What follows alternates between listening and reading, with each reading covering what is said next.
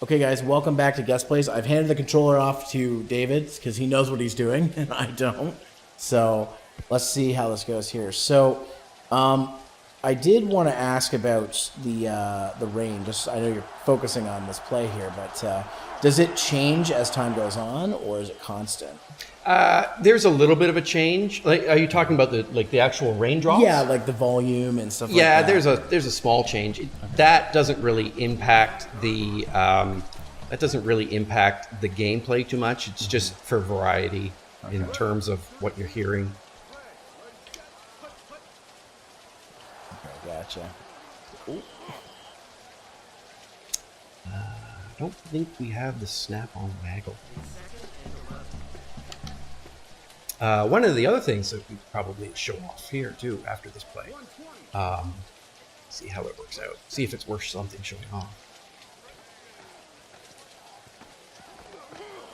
No, I didn't get through the line of scrimmage, but you can actually replay the whole play. Really? This is new for this year. So you're not going to see much because it was a pretty brutally executed play. I didn't even gain a yard, but you can spin the camera around and rewind and do all those things. And how did you get into that? After every play, down by the Canuck logo, you get a little menu that pops up. Okay. And so it's where you can pause the game and do replays and skip past. If you don't want to watch the little post-play thing and you want to skip past, you can do that. And now I'm talking and not paying attention to the game either. That's what happens, I'm getting man. time counts. So that's where you can do all that. There's a little menu down by the roundel.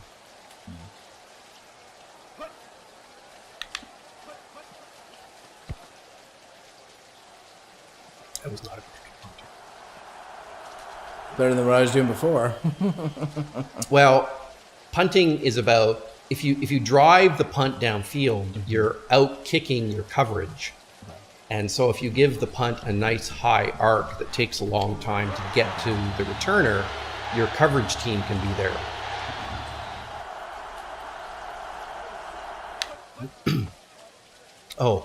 And so that's what happens when you break your defense by moving your cover man out of position.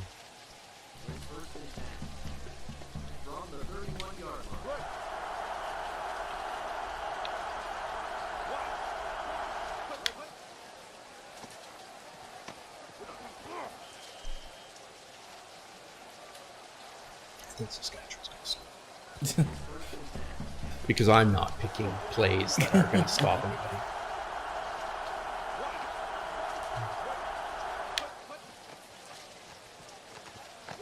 So, are you going to when the cup gets made, the one that you're thinking of 3D printing, Yes. Are you going to hold like a tournament at Retros or?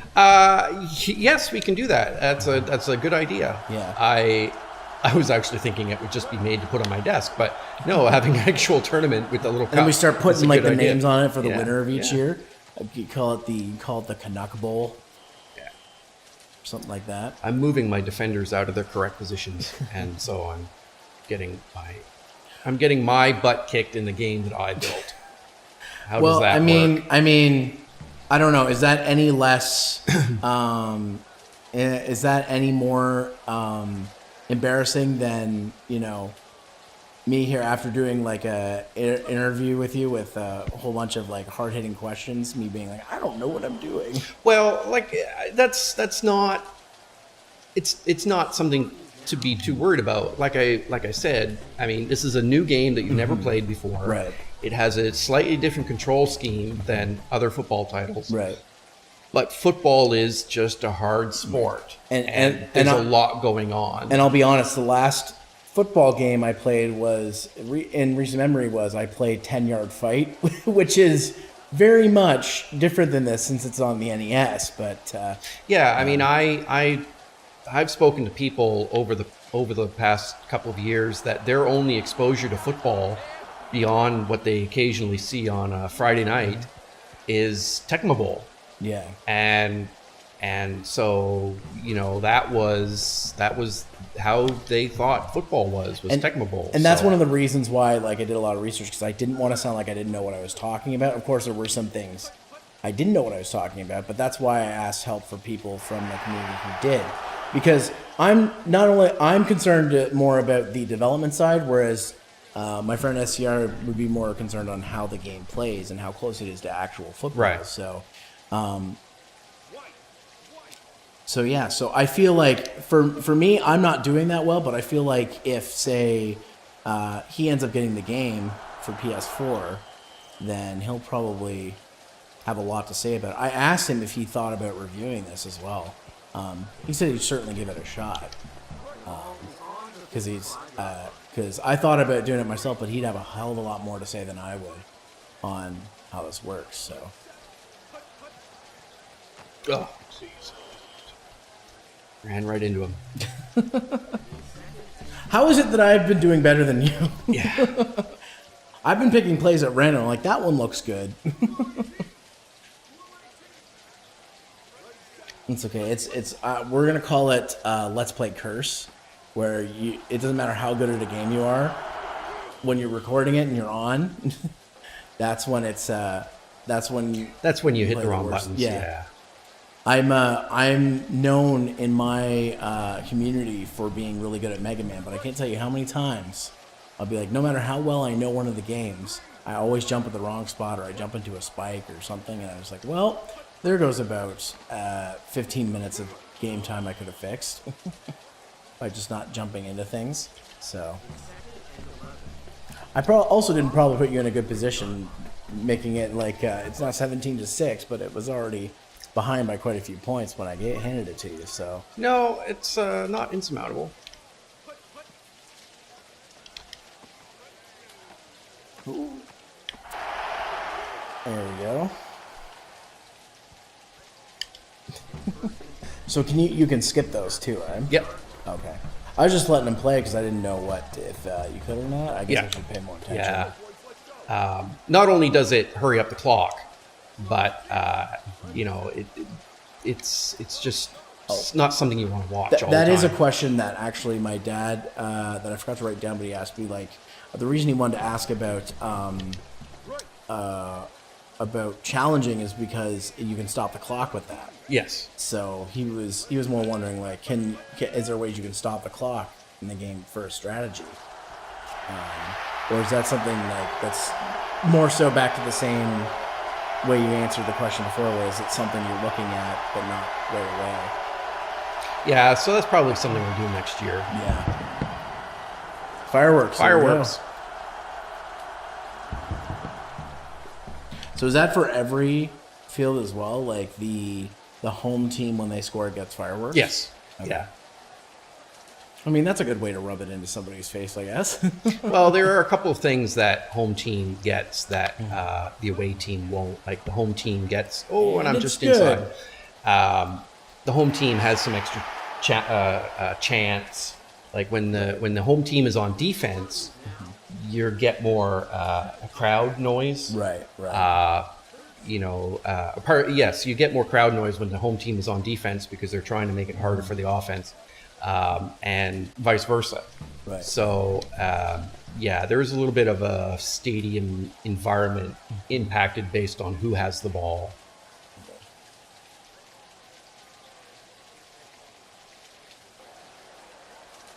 Okay, so now that you've scored, it's going to be back over to Saskatchewan here.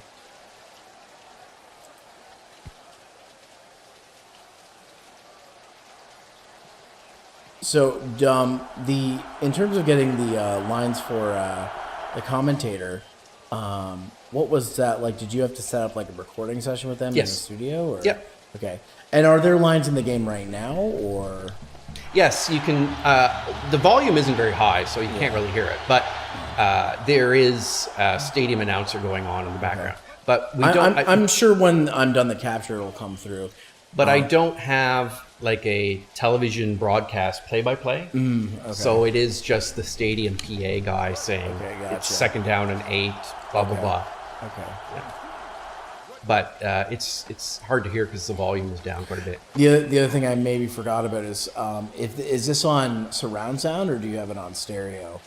This is 5.1. Okay. Sometimes my capture card will cut some sounds out. Right. So by the way, if some sound's not coming through, guys, it's probably me, probably not the game. This happened when I played Persona 5 with a friend. There was a dialogue scene and people were moving their mouths, but nothing was happening. So it's some weird issue with my capture card and sound. So if some stuff's not coming through, it does not reflect the game. It's probably me. It's hard. I still don't even know how to fix the problem, but that's something that'll have to come through later, I guess. Okay, so did you get a conversion there or No, they punted to me. Oh, okay. I should be paying more attention. Okay, so end of the first quarter. Okay. Yeah. All right then. So, like I said, the stats are not too off the mark for a real game of football. Okay. But last year, the emphasis for Canadian Football 17, the emphasis was trying to get statistics as close as possible to the real game. Okay. This year, the emphasis is just let them play the game, and the stats are whatever they are. Mm-hmm. And if you play the game kind of how football is intended to be played, by moving the ball down the field and not just throwing 60-yard bombs, you do get statistics that are pretty close. I mean, that's not too far off the mark for a quarter of Canadian football. Right. So Okay. Well. All right, then I guess we're going into the second quarter now. are we doing a whole game? Oh, well, we can, yeah. Well, it's up to you. It's fine by me.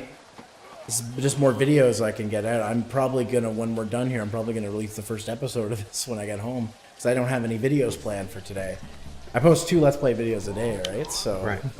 I don't have one ready to go. I already posted the one I had. So as much as this as we can get, then I'll take it. I mean, we also probably get to show a full game too, because then that way we can show it to the people who will be interested in the game. Even though, my shoddy playthrough probably isn't always the best show of through, but at least we get to see the full thing.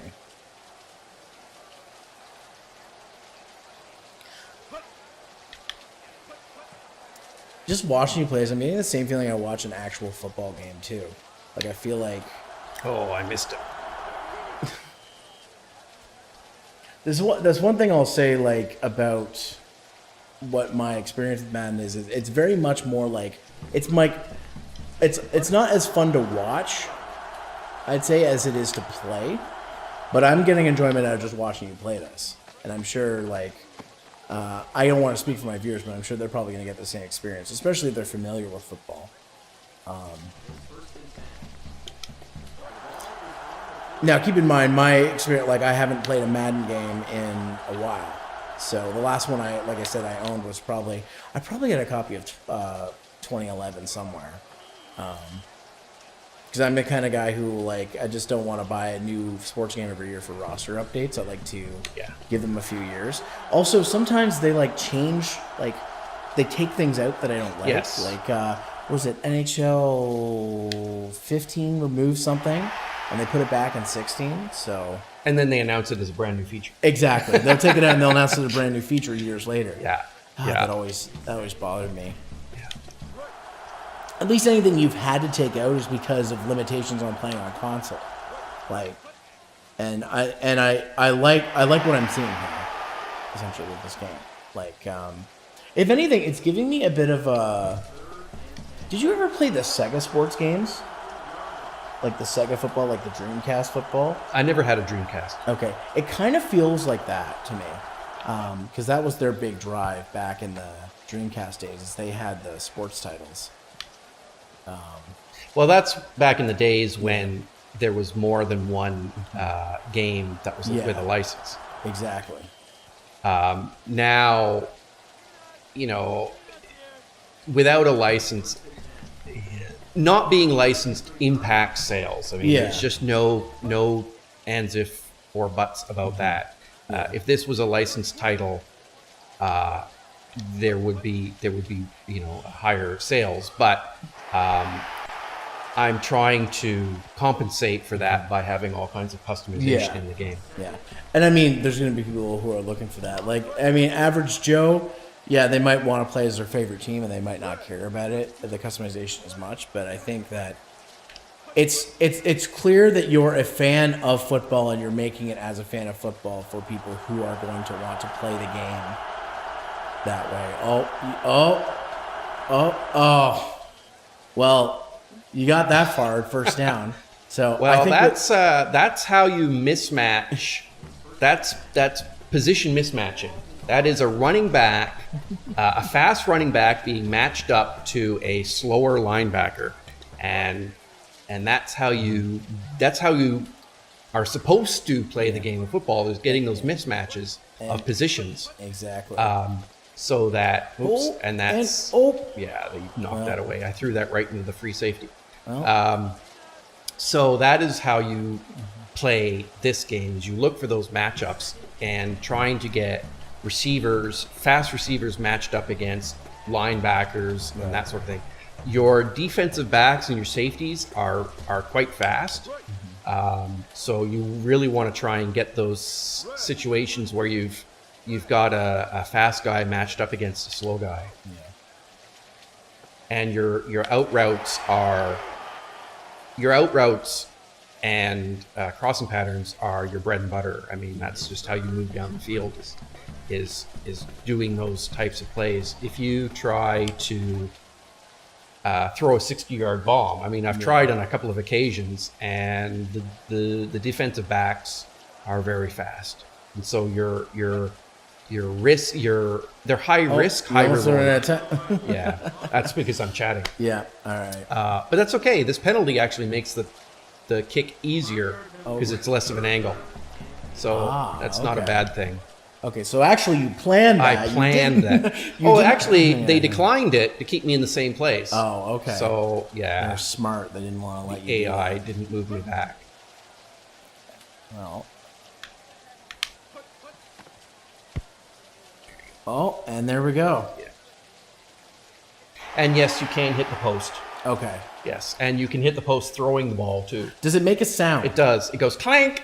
Is it actually you making that noise? No, with I your did mouth? not make Okay. that sound effect. No, I actually got that sound effect trivia, useless game trivia, by going out my backyard, and there's a soccer field out in the backyard, and I got the sound effect by throwing a football up against the soccer post and recording the noise. Hey man, you do what you can. I did a lot of like parodies and video stuff where I had to make the sound effects myself, so I hear you there. Yes. But anyways, guys, next time on Guest Plays, we will go through the rest of the second quarter.